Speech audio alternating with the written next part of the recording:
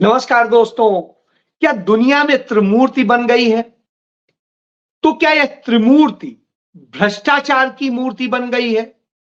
और क्या भ्रष्टाचार के लिए नरेंद्र मोदी भारत की लज्जा को भी, भारत के सम्मान को भी और सबको आज लजा रहे हैं?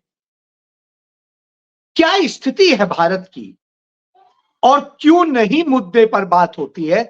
इसी पर मैं आपसे बात कर लेता हूं। शुरुआत करता हूं। सबसे पहले नमन करता हूं भारत कोकिला जिन्हें कहा जाता था, उन सरोजनी नायडू को। और वो सरोजनी नायडू जो 1925 में पैदा हुई, इसी फरवरी के महीने में। वो सरोजनी नायडू जो 1925 में ही कानपुर में, चूंकि मेरा होम टाउन है कानपुर, इसलिए मुझे गर्व होता है, वहां पर वो भारतीय राष्ट्रीय कांग्रेस की राष्ट्रीय अध्यक्ष बनी थी। अब सोचिए, जब यह महिला अध्यक्ष बनी थी तब इस देश को एक गौरव मिला था कि एक कवि, एक ऐसी महिला जो जनता को रिप्रेजेंट करती थी, वह अध्यक्ष बनी थी। बहरहाल, तो अब त्रिमूर्ति पे आ जाता हूं। उन्होंने एक सपना देखा था, सरोजनी नायडू ने, कि भारत एक ऐसा देश बनेगा, हम ऐसी स्वतंत्रता की उम्मीद करते हैं जो स्वतंत्रता इस देश को सुचिता के मार्ग पे ले जाएगी। आज भारत दुनिया का सबसे भ्रष्टतम देशों में शामिल हो गया है, 96 नंबर पर आ गया है। तो आप सोचिए, वैश्विक तौर पर हम भ्रष्टतम होते जा रहे हैं।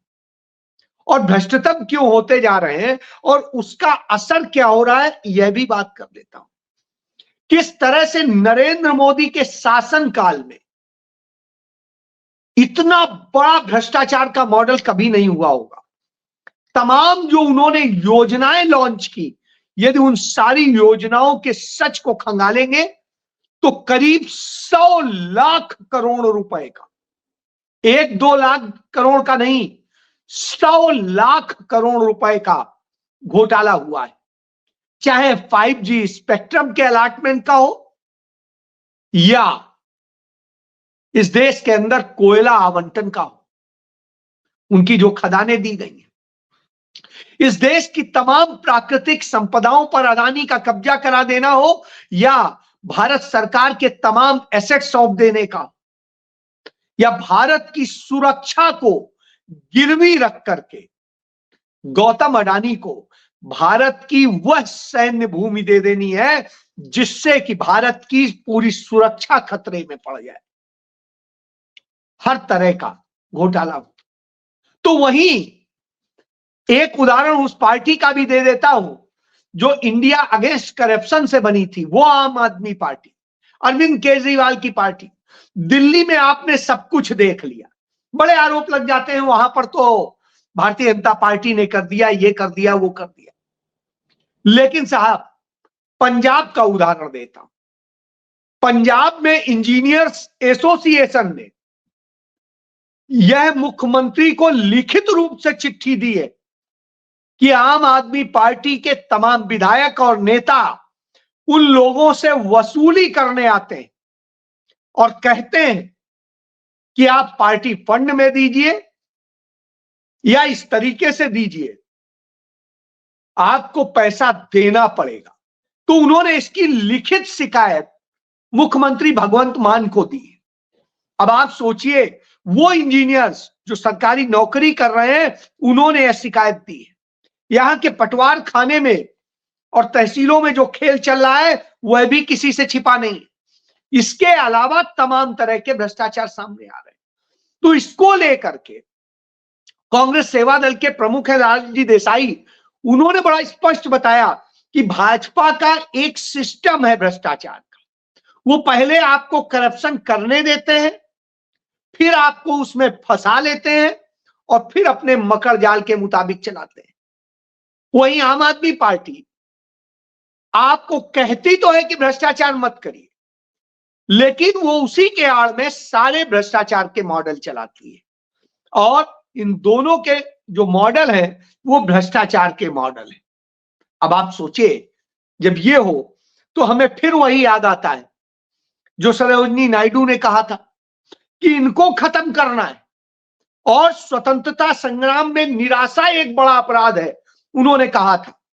तो उस निराशा ने ही जो 2013 में पैदा हुई थी, उसी के कारण भारतीय जनता पार्टी की, नरेंद्र मोदी की भी सरकार आई और आम आदमी पार्टी भी आई थी। तो अब इस देश के लोगों को निराशा से दूर हटना होगा, यह सोचने की जरूरत है, क्योंकि भाजपा को या आम आदमी पार्टी को आपकी फिक्र नहीं है। इसका भी एक देता हूं कि आपके सम्मान का फिक्र नहीं है। आयुष्मान भारत योजना में जो घोटाले हुए उसका खुलासा खुद कैग ने किया था। कैसे एक ही नंबर पर 7.5 लाख से अधिक लोग रजिस्टर थे, 7.5 लाख से अधिक लोग एक ही नंबर, एक ही आधार कार्ड पे रजिस्टर थे और उनके नाम पे ले लिए गए। हजारों लाखों लोग ऐसे हैं जो मर गए और उनके नाम पर कंपनसेशन ले लिया गया। तो यह खेल होता है। तो एक और खेल होता है, जिन महिलाओं के ब्रेस्ट कैंसर या तमाम अंतरंग उनमें कोई समस्या होती है और उसके ऑपरेशन और या दूसरी चीजें जब होती हैं, तो उसके वो जो कर्मचारी हैं उसकी भी फोटो ले रहे हैं। जब डॉक्टर्स उस पर आपत्ति करते हैं तो कहते हैं कि सर ये लेना पड़ेगा क्योंकि हमें ये दिखाना पड़ेगा। यानी आपको महिलाओं की अस्मिता से कोई फिक्र नहीं है, आपको उनके सम्मान की, कोई लाज की भी फिक्र नहीं है, और आप ये कर रहे हैं। तब आप सोचिए, नरेंद्र मोदी को तो फिक्र है ही नहीं। आपने देखा कैसे भारत के नागरिक बेड़ियों में, हथकड़ियों में भारत आए।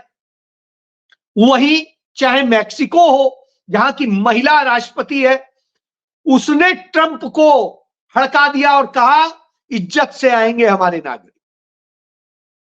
उधर आपने देखा कोलंबिया ने हड़का दिया और उसने अपने जहाज से सम्मान के साथ अपने नागरिकों को बुलाया।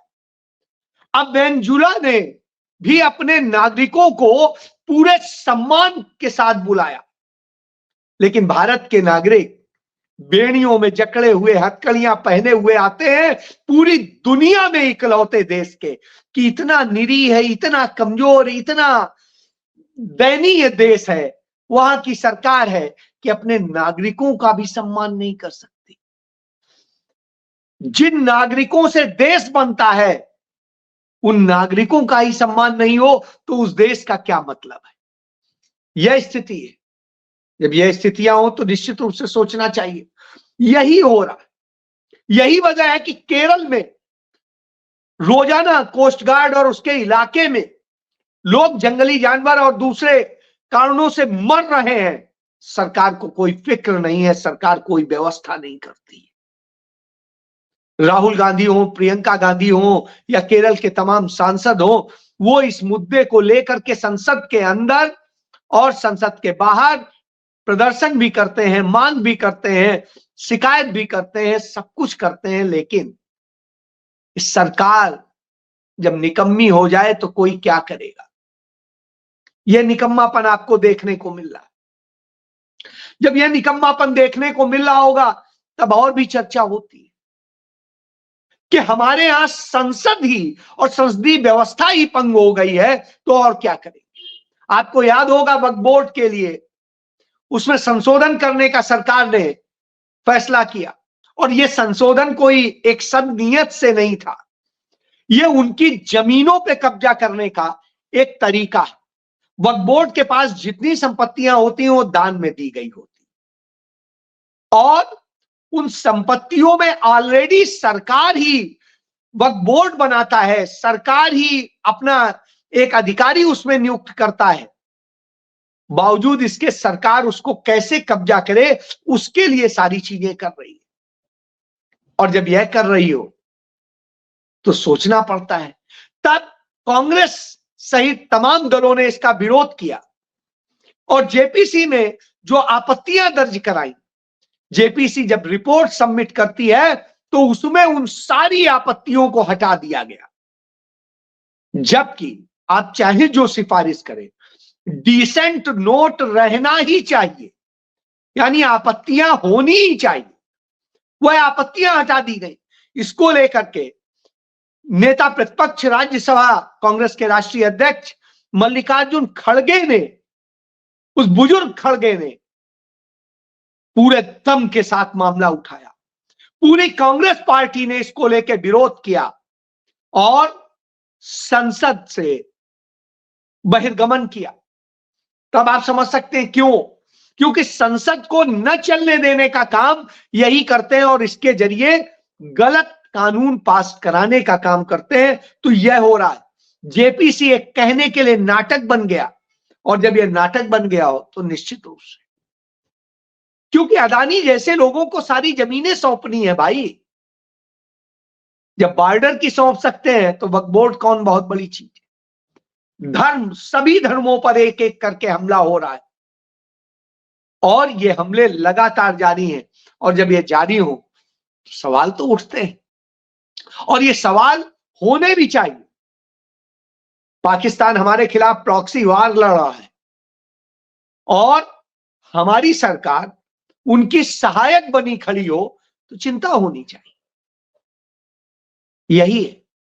तो जब नरेंद्र मोदी उतरते हैं अमेरिका में, तो अमेरिका में उनके स्वागत के लिए कोई नहीं खड़ा होता है। चंद सुरक्षा कर्मचारी भेज दिए जाते हैं, जैसे कोई अनवांटेड व्यक्ति आ रहा हो। पंडित जवाहरलाल नेहरू उतरे थे तो प्लेन तक वहां के राष्ट्रपति अपना प्रोटोकॉल तोड़ करके आए थे रिसीव करने। इंदिरा गांधी गई थी, इंदिरा गांधी की अमेरिका से पटती नहीं थी। किंजर उनको बेइज्जत करना चाहते थे, बावजूद इंदिरा गांधी अपने सम्मान के साथ गई, अपने सम्मान के साथ रही और बेइज्जत करके उल्टा आ गई थी। निक्सन को उन्होंने औकात बता दी थी और अंत में वो लोग धड़ी पे आ गए थे। आज बिल्कुल उलट हो रहा है। आज हमारा प्रधानमंत्री वहां उतरता है तो उसको कोई पूछ नहीं रहा। वो वहां जाके सबसे पहले उसे निर्देश मिला कि आप एलन मस्क से बात कीजिए, एक व्यापारी से पहले मिलिए। अब आप सोचिए, फिर रामास्वामी से मिलिए, फिर ट्रंप से मिलने दिया जाएगा। क्या कभी ऐसा होता था?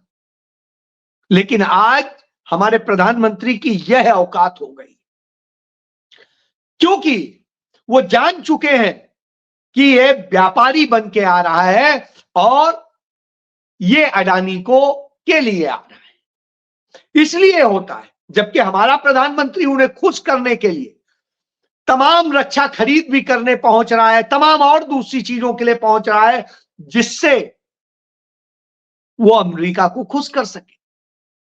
लेकिन अमेरिका ऐसे व्यवहार कर रहा है कि जैसे एक नौकर आया है, उसे बैठाइए, फिर अभी देखेंगे, जब टाइम आएगा तब मिलेंगे। ये जब स्थिति हो तो हम बड़े गर्व से कहें कि हम दुनिया के सबसे बड़े लोकतंत्र हैं, हम दुनिया की सबसे बड़ी आबादी हैं, हम दुनिया के ये हैं, विश्व गुरु बनते हैं। तो इस तरह का विश्व गुरु, जब यह स्थितियां होती हैं, निश्चित रूप से सवाल खड़े हो जाते हैं। राहुल गांधी इसीलिए बार बार कहते हैं कि इन देशों को, यदि आप अपने देश को मजबूत कर लेते तो ये देश खुद आपके पीछे आके खड़े होते, आपसे गिड़गिड़ा रहे होते, आप इनसे न कह रहे होते कि साहब मिलने का टाइम दे दीजिए। तो यह सच है, इसे हमें जानने की जरूरत है। यही वजह है कि इस देश की यह हालत है और इसीलिए दुनिया में आज हम हर तरह से बेइज्जत हो रहे हैं। हमारा भ्रष्टाचार मॉडल हो, हमारे दूसरे और मॉडल हो, हम उनका शिकार हैं। और इन सब से जो पैसा आता है उससे क्या होता है? भारतीय जनता पार्टी के आलीशान 5 स्टार ऑफिसेस पूरे देश भर में बनते हैं, वो हमने देखे। अब आरएसएस का केशव कुंज जो बन करके खड़ा हुआ है झंडेवालान में, 12 मंजिली 3 इमारतें, और उसमें जो आलीशान सुविधाएं और चीजें हैं वो देख के आप दंग रह जाएंगे, कहेंगे ये राज ऋषियों के हैं, क्योंकि ये लोग कहते थे राज ऋषि होते हैं। तो राज ऋषि नहीं, वो असल में सत्ता भोगी लोग हैं, वो सुविधा भोगी लोग हैं। और ये वह दल है, वह संगठन है जो कहता है हमारा कोई अकाउंट नहीं होता है। तो फिर 150 करोड़ से अधिक नंबर 1 में पैसा खर्च हो गया।